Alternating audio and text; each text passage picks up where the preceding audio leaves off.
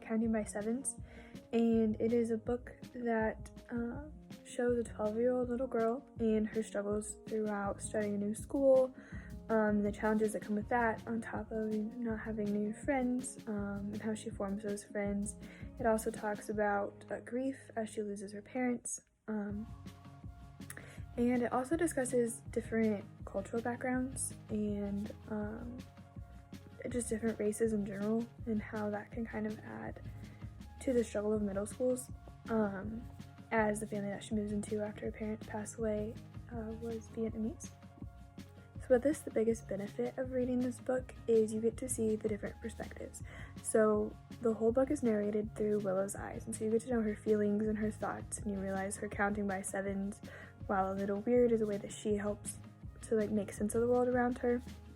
And you really get to understand that people make sense of the world around them very differently, and what they see happening one way may not be the way that it actually happens, and the way that they connect with people around them is very different.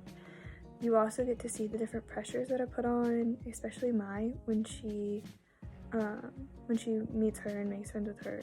She's now in charge of her older brother and helping her mom run the store, on top of doing her own schoolwork and homework and social life. So it's really unique perspective to get to see all of the different characters at work and their different personalities and the characteristics that have made them who they are. Personally, my biggest takeaway was to follow your passions and to use them. Towards the end of the chapters, she decides that she wants a garden. And so this is something that she had been very passionate about at her house back home. She had a garden and it was beautiful, and she wanted that color, she wanted that life back in her life.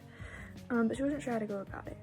Now that she didn't have a house anymore and she was living in this borrowed apartment, she didn't really see where she could have plants, or that was even a possibility. And so that was a struggle that she had to overcome, but she did it because it was something that she enjoyed doing. And through this, the joy that it brought the people who lived in that apartment building with her, eventually, it wasn't without its hiccups, and at one point everything was covered in dust, but they cleaned it up and they put the work in, and they ended up bettering the areas around them.